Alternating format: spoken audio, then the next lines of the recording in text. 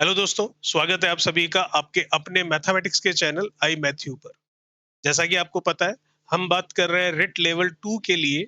जो हमारा previous year था 2022 2022 के जो रिट लेवल 2 के मैथमेटिक्स के क्वेश्चन थे, उनके बारे में हम बात कर रहे हैं। शिफ्ट 1 हमने कंप्लीट कर ली, शिफ्ट 2 हमने कंप्लीट कर ली। आज हम बात करेंगे शिफ्ट 3 की, और हमारी क्लास भी कौन सी है? Class number 3।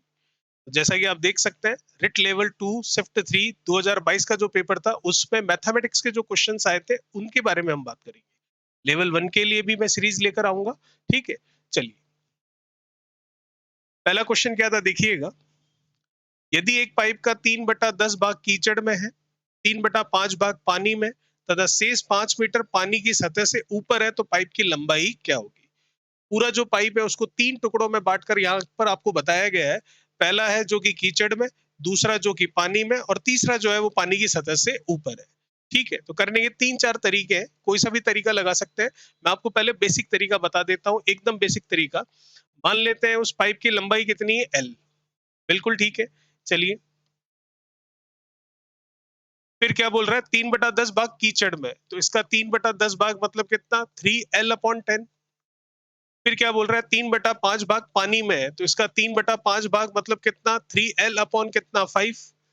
ठीक है, और फिर क्या बोल रहा है? शेष 5 मीटर पानी की सतह से ऊपर है, तो शेष कितना है देख लेते हैं। ऐसे नहीं करना, एक और शॉर्ट मेथड बताऊंगा, ये तो पूरा लॉन्ग मेथड है, पूरा आपका डिस्क्रिप्टिव पूरा समझाते हुए। सीधा एक तरीका है, वो भी अभी आपके सामने आएगा। ये फर्स्ट मेथड बता रहा हूं मैं आपको। टोटल कितना है? L। उसमें से 3L/10 3L/5 का हिसाब हो चुका है, तो टोटल कितना हो चुका है अभी तक अगर देखो तो इनको ऐड कर लेता हूं। तो 10 और 5 का एलसीएम कितना आएगा? 10। 10 से 10 जाएगा, 1 टाइम 1 का 3L से मल्टीप्लीकेशन 3L होगा। 5 से 10 जाएगा 2 टाइम्स, उसका 3L से मल्टीप्लीकेशन कितना हो जाएगा आपके? 6L।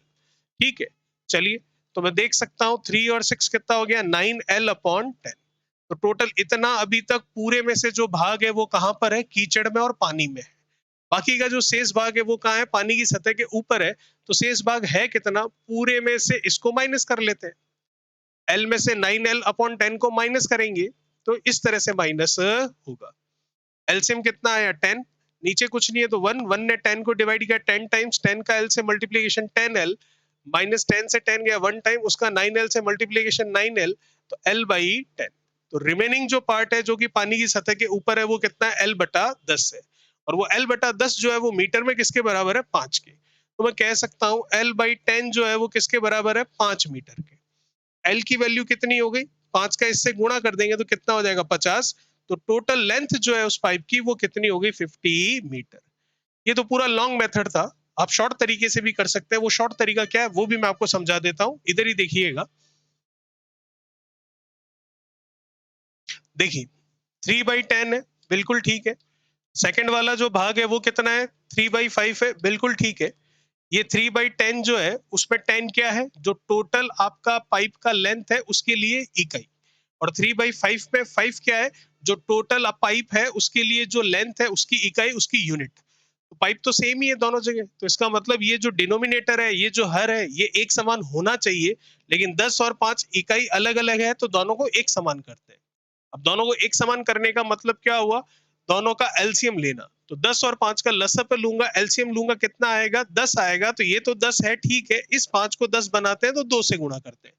नीचे 2 से गुणा किया तो ऊपर भी 2 से गुणा करेंगे, तो ये कितना आ गया? 6 इकाई। और ये कितना आ गया? 10 इकाई। तो इसका मतलब टोटल पाइप की जो लेंथ है वो इकाई कितनी है? 10। उसमें से 3 कहां पर है? कीचड़ में। और 6 कहां पर है? पानी में। तो 6 और 3 कितना हो गया? 9 हो गया। तो 10 में से 9 इकाई जो है उसके बारे में हमें पता है, और बची कितनी? 1 इकाई। और वो 1 इकाई जो है वो लंबाई में कितनी है? 5 मीटर, क्योंकि पानी की सतह से ऊपर है शेष जो है वो। तो इसका 1 का मतलब किसके बराबर है? 5 के। और मुझे पाइप की लेंथ निकालनी है, तो पाइप की इकाई कितनी है? 10। तो 10 का मतलब कितना हुआ? 50। कौन सा ऑप्शन सही है? वही डी ऑप्शन आएगा फिर से। तो ये पूरा लॉन्ग मेथड था, ये मैंने आपको शॉर्ट तरीके से बता दिया। ठीक है, चलिए। फर्स्ट क्वेश्चन हो गया। बात करते हैं सेकंड नंबर क्वेश्चन की। क्या कह रहा है सेकंड नंबर क्वेश्चन? देखिए, एक नगर की वर्तमान जनसंख्या कितनी है? 5,000 है, कोई दिक्कत नहीं है। यदि जनसंख्या में प्रतिवर्ष 10% की कमी हो, तो 2 वर्ष के बाद जनसंख्या कितनी होगी, ये आपको पूछ रहा है। पहले जनसंख्या अभी प्रेजेंट में कितनी है? 5,000 है। अब हर साल कितने का डिक्रीज हो रहा है? 10% का। तो 10% कम हो रहा है, इसका मतलब हर साल कितना रह रहा है अपने आप का? 90%। तो 10% कम हो गया 5,000 का, तो 5,000 का 90% रह गया। 90 का प्रतिशत हटेगा, नीचे 100 लग जाएगा। ठीक है, एक साल पूरा हो गया। फिर से कह रहा है कि अगले साल क्या होगा? फिर से 10% की क्या होगी? कमी होगी। तो फिर से अपने आप का 10% कम होगा, तो खुद का कितना रह जाएगा? 90% रह जाएगा। तो ये लीजिए 90%। कुछ कैंसिल हो रहा है? बिल्कुल। 4 जीरो से ये 4 जीरो मैं कैंसिल कर लेता हूं। अब 9 का 9 से मल्टीप्लीकेशन करेंगे तो कितना होगा भाई? 81, और 81 का फिर मल्टीप्लीकेशन करना पड़ेगा 50 से, तो जीरो तो आएगा, ये 5 आएगा, और ये कितना हो जाएगा? 40। 4050 मतलब कौन सा ऑप्शन मैच खा रहा है आपका? सेकंड ऑप्शन बिल्कुल सही है। चलिए, क्वेश्चन नंबर तीसरा क्या कह रहा है, देखिए। What should be added to each term of the ratio 16 raised to 25 so that the ratio becomes 2 raised to 3? मतलब अनुपात 16 अनुपात 25 के प्रत्येक पद में क्या जोड़ा जाए कि यह अनुपात 2 अनुपात 3 हो जाए। ठीक है, तो 16 और 25 अभी अनुपात में है, बिल्कुल है, कुछ कैंसिल होने जैसा यहाँ पर है नहीं। तो क्या जोड़ा जाए? मान लेते हैं इसमें x जोड़ लेते हैं। ऊपर भी x जुड़ेगा, नीचे भी x जुड़ेगा, तो नया रेशियो बनेगा, और वो नया रेशियो आपको गिवन है 2/3। अब यही पूछ रहा है कि ये जो x है ये क्या था? क्रॉस मल्टीप्लाई कर लेते, वज्र गुणा कर लेते और x का मान निकाल लेते। 3 का 16 से करेंगे कितना होगा? 48, और 3 का x से करेंगे कितना होगा? 3x। बिल्कुल सही है। 25 का 2 से करेंगे 50, और 5 का सॉरी x का 2 से करेंगे 2x होगा। ये 3x 2x इधर आएगा तो x बचेगा। ये 50 है, 48 उधर जाएगा तो 2 बचेगा। x का मान जो पूछा था वो कितना निकल कर आया? 2 निकल कर आपके सामने आ गया।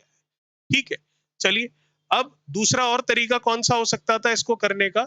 दूसरा तरीका ये था, एक तो हमने ये पूरा मेथड से किया, ऑप्शन से भी हम कर सकते थे। जैसे कि हमारे पास रेशियो है कितना? 16/25।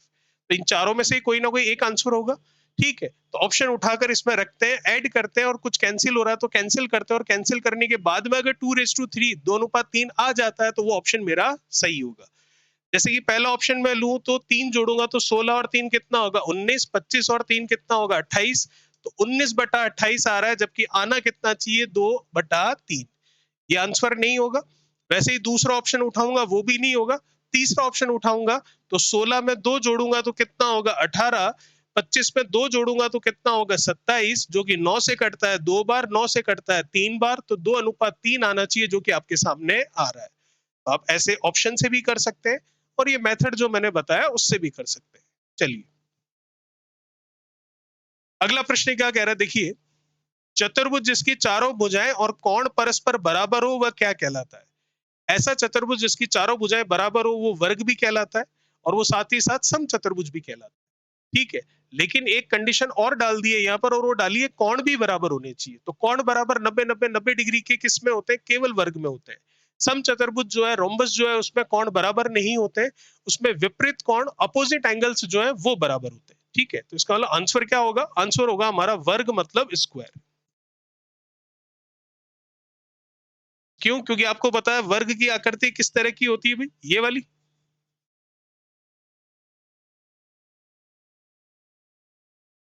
हर एक भुजा बराबर, बिल्कुल बराबर, और हर एक कोण बराबर, और वो कोण भी कितने डिग्री का होता है? हर एक 90 डिग्री का।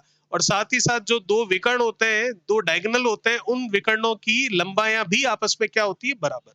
लेकिन जो सम चतुर्भुज होता है उसमें विकर्णों की लंबाइयां बराबर नहीं होती है, और ना ही सारे कोण आपस में बराबर होते हैं, विपरीत कोण आपस में बराबर होते हैं। सम चतुर्भुज के जो विकर्ण है वो एक दूसरे को राइट एंगल पर बाइसेक्ट करते हैं, मतलब समकोण पर समद्वि विभाजित करते हैं। लेकिन हमारे इस प्रश्न का आंसर क्या होगा? वर्ग। चारों भुजाएं आपस में बराबर, और चारों कोण भी आपस में बराबर, और कोण भी फिक्स है कितना? 90 डिग्री का। क्योंकि चतुर्भुज है तो अंतः कोणों का योगफल 360 डिग्री होगा, तो हर एक अंतः कोण कितने का होगा? Each and every internal angle कितना होगा? 90 डिग्री। चलिए, वर्ग की भुजा और उसके विकर्ण की लंबाई का अनुपात क्या होगा? तो जैसा कि आपको पता है कि ये आकृति है वर्ग की,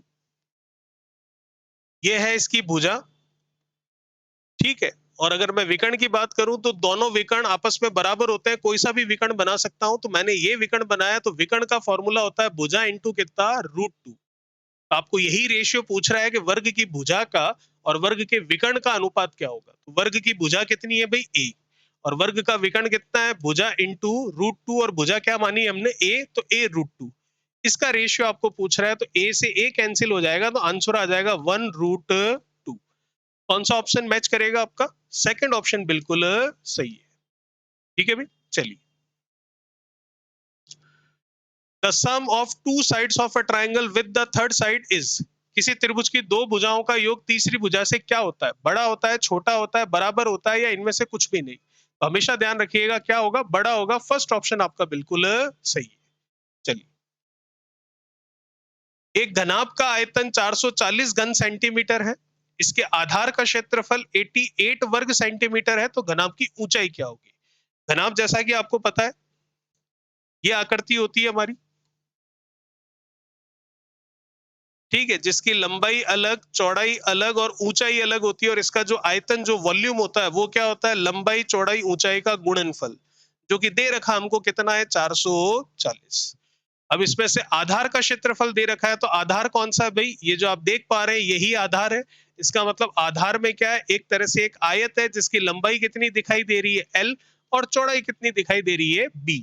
ठीक है, तो इसका मतलब L इंटू बी की वैल्यू हमको दे रखी है, आधार का क्षेत्रफल हमको दे रखा है कितना, 88। मल्टीप्लीकेशन में क्या है, H, और बराबर में कितना है, 440। तो आपको यही पूछ रहा है कि इस घनाभ की ऊंचाई का मान क्या होगा। तो घनाभ की ऊंचाई निकालनी है तो आराम से निकाल सकते हैं। 88 जो है 440 440 को कैंसिल कर देगा कितनी बार, 5 बार। ठीक है, तो H जो है 5 आ जाएगा, मतलब ऑप्शन कौन सा मैच कर जाएगा आपका, डी ऑप्शन बिल्कुल सही होगा। चलिए भाई, एक घन में विकर्णों की संख्या कितनी होती है, एक घन में विकर्ण कितने होते हैं भाई, 4। ठीक है, और वैसे अगर हर एक सतह के लिए मैं बात करूं तो हर एक सतह के हिसाब से तो विकर्ण कुल कितने हो जाएंगे, उसमें 12। लेकिन घन में विकर्णों की संख्या पूछी है तो वो कितनी होगी आपके, 4। चलिए, यदि एक बेलन की ऊंचाई 11 सेंटीमीटर है और वक्र पृष्ठ का क्षेत्रफल 968 वर्ग सेंटीमीटर है, तो बेलन की त्रिज्या क्या होगी, ये आपको पूछ रहा है। बिल्कुल बता सकते हैं। पहले तो बेलनाकार आकृति बना देते हैं। ये देखिएगा, ये है बेलनाकार आकृति, बिल्कुल ठीक। आपको बोल रहा है बेलन की ऊंचाई कितनी है, 11। तो ये हो गई बेलन की ऊंचाई, कितनी है, 11। अंदर वाली ऊंचाई लीजिए या बाहर वाली ऊंचाई लीजिए, बेलन के लिए दोनों बराबर है। शंकु में अंदर वाली ऊंचाई और बाहर वाली ऊंचाई अलग अलग होती है, क्योंकि शंकु में जो है ऊपर जाते जाते आपके इस तरह की शेप बनती है, नुकीली जो है पॉइंट वाली शेप बनती है, इसलिए। लेकिन यहाँ पर ऊपर एक ही रूप में समानांतर ये जो भी आकृति है वो बढ़ रही है, इसलिए अंदर वाली ऊंचाई और बाहर वाली ऊंचाई बराबर होती है इसमें। वक्र पृष्ठ का क्षेत्रफल 968 वर्ग सेंटीमीटर। वक्र पृष्ठ मतलब ये जो घुमावदार पृष्ठ है, ठीक है, इसके बारे में बात कर रहा है, यहां से लेकर कहां तक, यहां तक। इसका एरिया आपको दे रखा है, तो इसका एरिया क्या होता है वक्र पृष्ठ का, आपको पता होगा। वक्र पृष्ठ का क्षेत्रफल होता है 2 पाई, पाई मतलब 22/7 लिख सकते हैं, R इंटू एच, और H कितनी दे रखी है आपको, 11, जो कि किसके बराबर है, 968 के बराबर। आपको क्या पूछ रहा है, इसकी रेडियस पूछ रहा है, बेलन की त्रिज्या पूछ रहा है। आराम से निकाल सकते हैं, कोई समस्या नहीं है।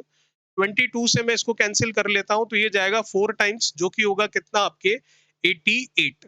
फिर 6 और 2 फिर से 88 होगा। ठीक है, तो फिर से 88 होगा, तो फिर से 22 से यही कैंसिल होगा, तो कितनी बार, 4 टाइम्स 44। 2 से मैं इसको कैंसिल कर सकता हूं, कितनी बार चला जाएगा, 22 टाइम्स चला जाएगा। 11 से ये चला जाएगा 2 टाइम्स, मुझे रेडियस निकालनी है, अपॉन वाला 7 उधर चला जाएगा, तो 7 और 2 का मैं गुणा कर लूंगा तो कितना आ जाएगा, 14। तो 14 सेंटीमीटर, मतलब आपका सी ऑप्शन बिल्कुल सही होगा। ठीक है, चलिए अगला प्रश्न क्या, देखिए। समकों को खानों तथा पंक्तियों में क्रमबद्ध रूप से प्रस्तुत करने की व्यवस्था क्या कहलाती है। तो जैसा कि आपको नाम से ही पता चल रहा है कि आपको पंक्तियों और खानों में, ठीक है, कॉलम और रोज में उनको रिप्रेजेंट करना है सीक्वेंटली, तो वो क्या कहलाएगा, उसका टेबुलेशन कहलाएगा, मतलब उसका सारणीयन कहलाएगा। ठीक है भाई, चलिए। निम्न में से कौन सा द्वितीयक या गौण आंकड़ों का स्रोत नहीं है। पत्रिकाएं, सरकारी प्रतिवेदन, व्यक्ति द्वारा स्वयं किया गया सर्वे, या इंटरनेट पर संग्रहित आंकड़े। सेकंड वाला पूछा है, तो सेकंड वाला कौन सा है, कौन सा नहीं है, कौन सा नहीं है भाई, सेल्फ सर्वे।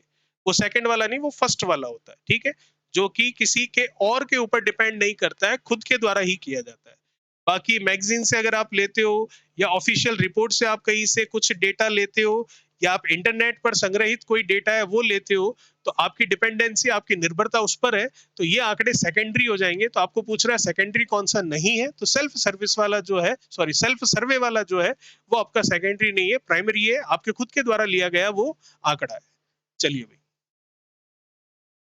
आवर्ती बहुभुज के अवलोकन से निम्नलिखित में से क्या ज्ञात किया जा सकता है? बहुलक, माध्यिका, माध्य या स्टैंडर्ड डेविएशन मतलब मानक विचलन। तो हम क्या ज्ञात कर सकते हैं भाई? माध्य, मीन यहां से फाइंड आउट किया जा सकता है। चलिए, प्रायिकता का प्रोबेबिलिटी का क्वेश्चन है। क्या कह रहा है देखिए, दो पासों को एक साथ उछालने पर दोनों पासों पर आने वाली संख्याओं का योग 8 होने की क्या प्रायिकता होगी? एक पासे को जब उछालते हैं तो कुल जो स्थितियां होती है, टोटल जो आउटकम्स होते हैं वो कितने होते हैं? 6। और दो पासों को जब उछालते हैं एक साथ या एक ही पासे को दो बार उछालते हैं तो उस समय जो टोटल आउटकम्स होते हैं, जो कुल स्थितियां होती है वो होती है क्या? 6 की घात 2। और 6 क्या है यहाँ पर? पासे की सतह जो होती है, सरफेसेस जो होती है वो। तो अभी क्या बोल रहा है? दो पासे है, तो इसका मतलब कुल स्थितियां क्या होगी? प्रोबेबिलिटी, प्रायिकता क्या होती है? हमारे पक्ष में स्थितियां बटा कुल स्थितियां, फेवरेबल कंडीशन अपॉन कुल कंडीशन, ठीक है, टोटल कंडीशन जिसे हम कहते हैं। तो इसका मतलब 6 की पावर कितनी आ जाएगी? ये 2। अब हमारी फेवरेबल कंडीशंस क्या क्या है? हमारे पक्ष में स्थितियां क्या क्या है कि दोनों पासों पर जो भी नंबर आ रहे हैं उनका टोटल कितना होना चाहिए? 8 होना चाहिए। तो ये कैसे कैसे हो सकता है? फर्स्ट वाले पर कितना आ जाए भाई? 1। तो सेकंड वाले पर क्या आ जाए फिर? 7। पर क्या सेकंड वाले पर 7 आ सकता है क्या? कभी नहीं आ सकता, क्योंकि 6 से ज्यादा तो उस पर डिजिट होती ही नहीं है। तो इसका मतलब 1 वाला हिसाब नहीं लगेगा। तो हिसाब कहां से शुरू होगा? 2 से। तो फर्स्ट वाले पर आ जाए 2, तो दूसरे पर क्या आ जाए? 6। बिल्कुल सही है। फिर दूसरी स्थिति क्या होगी? इधर 3 आ जाए तो उधर कितना आ जाए? 5। बिल्कुल सही है। पहले वाले पर 4 आ जाए तो दूसरे वाले पर भी कितना आ जाए? 4 आ जाए। ठीक है। अब फर्स्ट वाले पर 6 आ जाए और दूसरे वाले पर कितना आ जाए? 2 आ जाए। और फर्स्ट वाले पर 5 आ जाए और दूसरे वाले पर क्या आ जाए? 3 आ जाए। अब आप कहेंगे फर्स्ट वाले पर 4 आ जाए और दूसरे वाले पर 4 आ जाए, तो एक स्थिति वो भी बनती है, लेकिन इस 4 में और अब जो 4,4 लिखूंगा उसमें कोई फर्क होगा नहीं, क्योंकि दोनों 4 ही है ना। फर्स्ट पर 4, सेकंड पर 4, उसका कोई हम दोनों में फर्क नहीं कर सकते। तो यहां पर फर्क कर सकते हैं कि पहले पर 2 आया और दूसरे पर 6 आया पहली वाली स्थिति में, और दूसरी में पहले पर 6 आया और दूसरे पर 2 आया। तो टोटल फेवरेबल कंडीशन हमारे पक्ष में स्थितियां कितनी हो गई? 5। तो 5 बटा कितना है ये? 6 का स्क्वायर मतलब कितना? 36। तो मैं लिख सकता हूं 5 बटा 36, जो कि हमारी प्रायिकता आ रही है और कट नहीं रही है। तो 5 बटा 36 मतलब सी ऑप्शन आपका बिल्कुल सही होगा। ठीक है भाई, चलिए अगला प्रश्न क्या बोल रहा है देखिए, गणित का ज्ञान होता है, एग्जैक्ट होता है, लॉजिकल होता है या सिस्टमेटिक होता है? क्या होता है? बिल्कुल सही, एग्जैक्ट होता है। लॉजिकल बिल्कुल बिना लॉजिक के हम मैथमेटिक्स कर ही नहीं सकते, सिस्टमेटिक तरीके से ही फाइंड आउट कर सकते हैं। अगर आप कोई कैलकुलेशन कर रहे हो सिंप्लीफिकेशन की, ठीक है, तो उसके लिए पहले आपको वी बॉड मास ही जो है वो फॉलो करना पड़ेगा। अगर फॉलो नहीं करोगे तो आंसर नहीं आएगा। तो डेफिनेटली एग्जैक्ट भी सही है, लॉजिकल भी सही है, सिस्टमेटिक भी सही है। तो इसका मतलब ऑप्शन कौन सा सही है? डी, ऑल ऑफ दीज, मतलब ये सारे के सारे। अगला क्या देखिए, विभिन्न वस्तुओं को समान नाम देना ही गणित है, यह कथन किसने कहा था? जैसा कि आपको पता है टीचिंग मेथड के जो ये क्वेश्चन है, शिक्षण विधियां जो है उनके सवाल है, 10 सवाल आते हैं, ठीक है, तो वो चल रहे हैं अभी। तो ये किसने कहा था भाई? ये कहा था आपका फर्स्ट ऑप्शन जो है वो बिल्कुल सही है, हेनरी साहब ने कहा था। हेनरी पॉइंटकेयर जो है उन्होंने ये कहा था कि विभिन्न वस्तुओं को समान नाम देना ही गणित है। अगला फिर से आपका टीचिंग मेथड का, शिक्षण विधियों का सवाल है, निम्न में से कौन सा कथन गणित को पाठ्यक्रम में विशेष स्थान देने के कारण से संबंधित नहीं है? ध्यान रखिएगा, नहीं है। पहला, गणित एक यथार्थ विज्ञान है। दूसरा, गणित बच्चों में तार्किक दृष्टिकोण पैदा करता है। तीसरा, गणित सामान्य लोगों के लिए नहीं है। चौथा, गणित की भाषा सार्वभौमिक होती है। तो आपको संबंधित नहीं है ये पूछ रहा है, संबंधित है ये नहीं पूछ रहा है। तो कौन सा संबंधित नहीं है? ये जो सी ऑप्शन है ये बिल्कुल सही होगा कि गणित सामान्य लोगों के लिए नहीं है। ठीक है भाई, चलिए अगला प्रश्न, गणित शिक्षण उपयोगी होता है सामाजिक विकास में, व्यवहारिक जीवन में, बौद्धिक विकास में, या इन सभी में? बिल्कुल डेफिनेटली सभी के लिए है, सोशल लाइफ के लिए भी, प्रैक्टिकल लाइफ के लिए भी, और जो भी डेवलपमेंट है आपका उसके लिए भी। ठीक है, तो तीनों के तीनों ऑप्शन सही है। इसका मतलब चौथा ऑप्शन इन सभी में, मतलब ऑल ऑफ दीज। अगला प्रश्न, करिकुलम मतलब पाठ्यक्रम शब्द की उत्पत्ति कहां से हुई है? लेटिन भाषा से हुई है। फर्स्ट ऑप्शन जो है वो आपका बिल्कुल सही होगा। चलिए अगला प्रश्न देखिए, विलियम किलपैट्रिक गणित शिक्षण की किस पद्धति के संस्थापक रहे हैं? किसके रहे हैं भाई? व्याख्यान विधि के, प्रदर्शन विधि के, प्रायोजना विधि के, या विश्वशिक विधि के? तो आंसर क्या होगा? प्रोजेक्ट मेथड, मतलब सी ऑप्शन आपका बिल्कुल सही है। अगला क्या देखिए, किस शिक्षण विधि में करके सीखना और अवलोकन द्वारा सिखाना सिद्धांत की पालना होती है? खुद करके फिर सीखना, अवलोकन के द्वारा, ऑब्जर्वेशन के थ्रू आपको लर्न करवाना, ये किस सिद्धांत में इसकी पालना होती है वो आपको पूछा है। फर्स्ट ऑप्शन है आपका आगमन विधि, सेकंड है आपका प्रयोगशाला विधि, तीसरा है आपका निगमन विधि, और चौथा है इनमें से कोई नहीं। तो कौन सा सही होगा भी? लेबोरेटरी मेथड मतलब प्रयोगशाला विधि, सेकंड ऑप्शन आपका बिल्कुल सही है। अगला देखिए, एक अच्छे परीक्षण की विशेषता होती है, क्या होती है भाई? वैलिडिटी, ऑब्जेक्टिविटी, या रिलेबिलिटी, या फिर ऑल ऑफ दीज, ये सभी की सभी? वैधता, वस्तुनिष्ठता, विश्वसनीयता, ये सभी सही है एक अच्छे परीक्षण के लिए। तो वैलिड भी होना चाहिए, ठीक है, और वस्तुनिष्ठ भी, और विश्वसनीय मतलब सबको भरोसा हो उस तरह का भी होना चाहिए। अगला प्रश्न, किस प्रकार के शिक्षण में अधिगम संबंधी त्रुटियों को शुद्ध करने के लिए प्रभावशाली विधियों का विकास करना मुख्य उद्देश्य होता है? इसमें भी निदानात्मक, ठीक है, उपराचनात्मक, उपलब्धि, या इनमें से कोई नहीं? तो सेकंड ऑप्शन आपका बिल्कुल सही है। चलिए 23 नंबर क्वेश्चन क्या है? फिर से वही टीचिंग मेथड के क्वेश्चन आ रहे हैं लगातार। गणित शिक्षण और अधिगम में शिक्षण सहायक सामग्री सहायता करती है शिक्षण को रोचक बनाने में, विषय वस्तु को मनोरंजक बनाने में, कक्षा में अनुशासन बनाए रखने में, डिसिप्लिन बनाए रखने में, या इन सभी में? तो आंसर क्या होगा? Making contents interesting. Second option आपका बिल्कुल सही है। अब आपके टीचिंग मेथड के क्वेश्चन खत्म हो गए, ठीक है। अब आपके जो भी क्वेश्चन है वो आपके सामने, जैसे कि ये सवाल है आपका, लॉज ऑफ एक्सपोनेंट्स, घातांक के नियम, या घातांक और कर्णी सर्ट्स एंड इंडिसेस जो क्वेश्चन चैप्टर है वहां से कर लेते हैं। बहुत इजी है, कोई दिक्कत वाली बात नहीं है।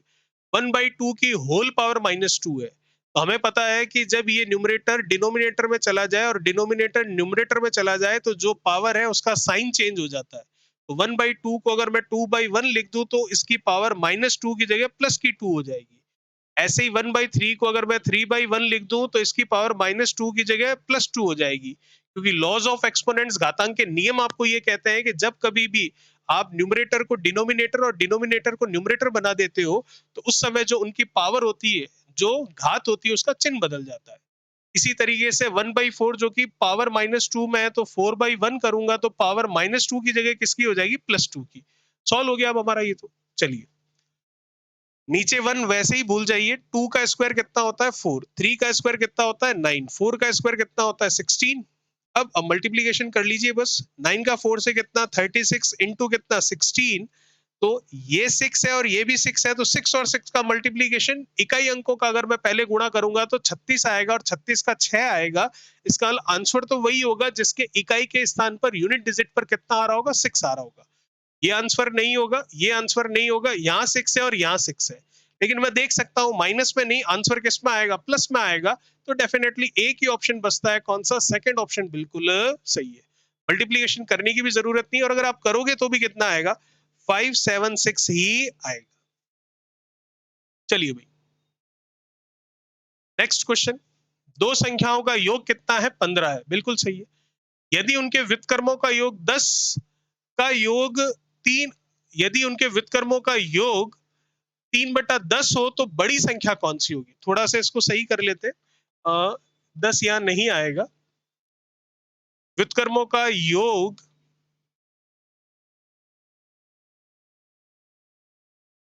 व्युत्क्रमों का योग कितना दे रखा आपको? व्युत्क्रमों का योग आपको दे रखा है 3/10, तो बड़ी संख्या कौन सी होगी? अब एक बात देखिएगा, बिना पेन चलाए आप इसका आंसर ला सकते हैं। दो नंबर है ए और बी, बिल्कुल सही है, ए और बी। तो ए और बी का टोटल कितना है? 15, 15 है, ये लीजिए 15 आ गया। और उनके व्युत्क्रमों का योग, तो ए अगर नंबर है तो इसका इनवर्स रेसिप्रोकल क्या होता है? 1/a। और बी अगर कोई नंबर है तो इसका इनवर्स रेसिप्रोकल क्या होता है? 1/b। इनका total 1/a plus 1/b। LCM लूंगा, ए बी आएगा, ए से ए जाएगा बी, बी से बी जाएगा ए, तो बी प्लस ए आएगा। ठीक है, ये मेरे को दे रखा है 3/10 के बराबर। और a प्लस बी या b प्लस ए कह दूं, वो कितना है? पहले से ही 15 है। 3 से 15 कैंसिल करूंगा, कितना? 5 टाइम्स। 10 और 5 का मल्टीप्लीकेशन करूंगा, 50 होगा, और उधर क्या हो जाएगा? A B.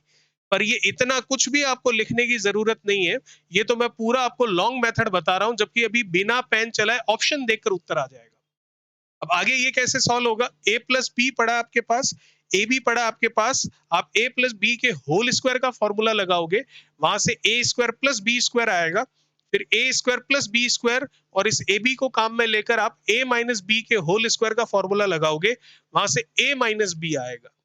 a plus B है हमारे पास, a माइनस बी हम निकाल लेंगे, फिर a और b दोनों में से जो चाहिए, जो कि बड़ी संख्या चाहिए, मतलब a निकालना होगा, तो उन दोनों को ऐड करके डिवाइड बाई 2 कर देंगे। पर इतना आपको कुछ भी करने की आवश्यकता नहीं है, सीधे ऑप्शन से आंसर आ रहा है। कैसे आ रहा है जरा देखिए, उसने साफ बोल दिया है दो संख्याओं का योग कितना है भाई? 15। तो इसका मतलब बड़ी संख्या कौन सी होगी? जब दो का टोटल ही 15 है, तो 15 से बड़ा तो उसका ऑप्शन होगा ही नहीं। और 15 भी नहीं होगा, क्यों? क्योंकि अगर 15 है तो इसका मतलब सेकंड वाला नंबर कितना है? 0।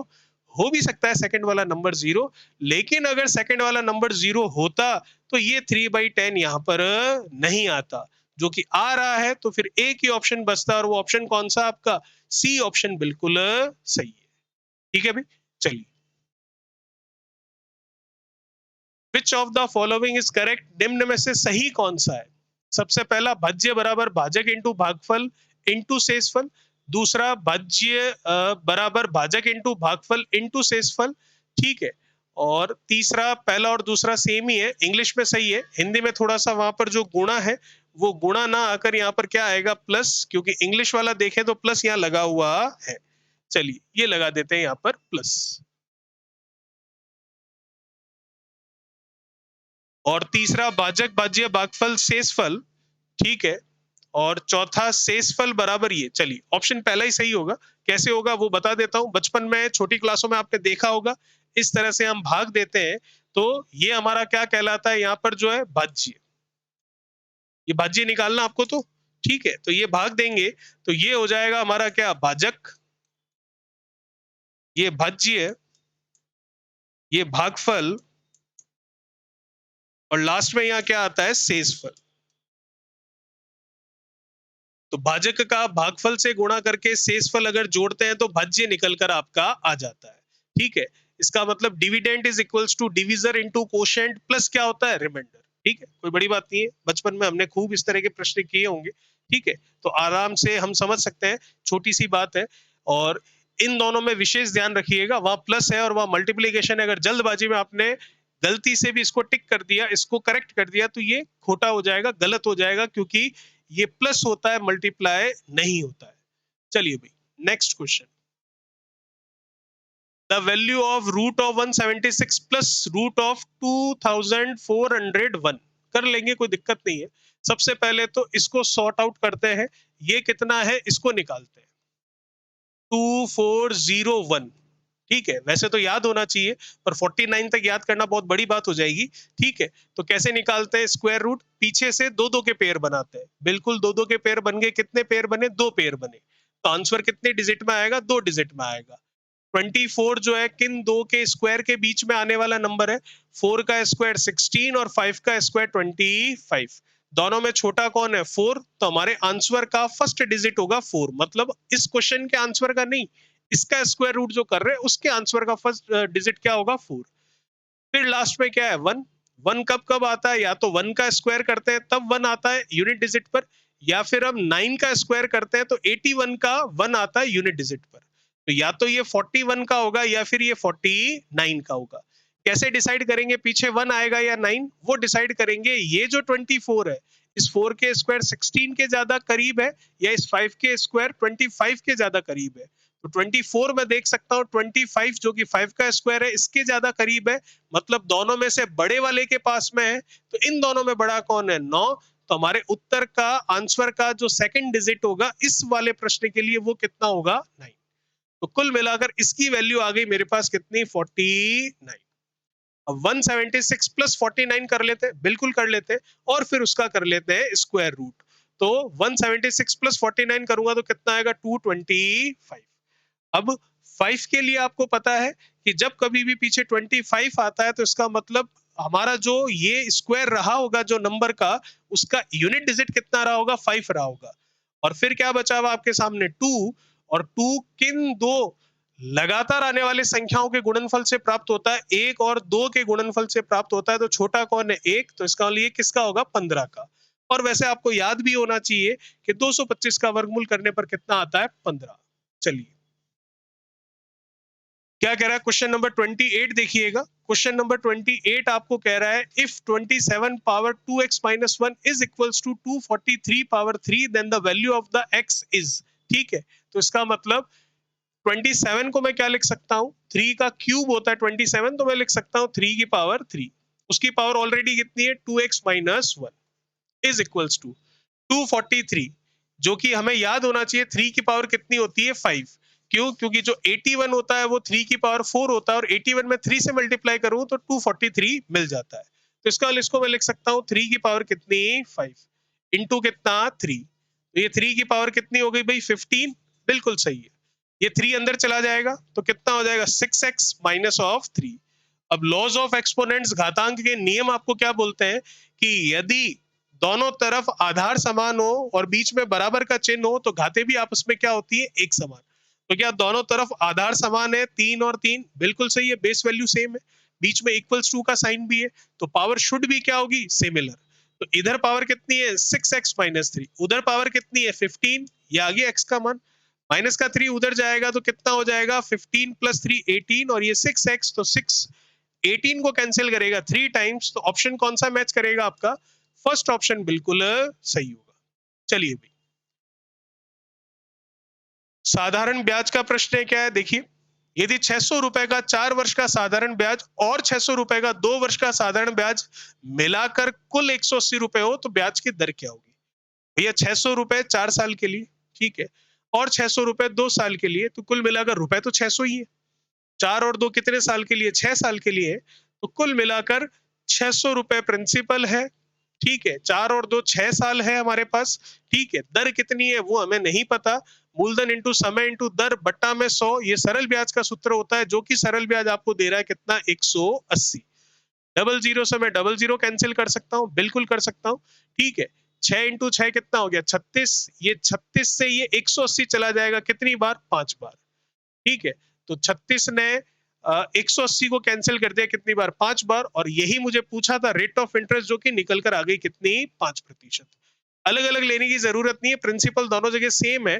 तो 600 का 4 साल और 600 का 2 साल, तो 600 का 6 साल के लिए ब्याज जो कि 180 है, तो रेट ऑफ इंटरेस्ट निकालनी थी, जो कि आ गई आपके सामने। ये एसआई का फॉर्मूला लगा दिया हमने। चलिए, आप वैसे भी कर सकते थे,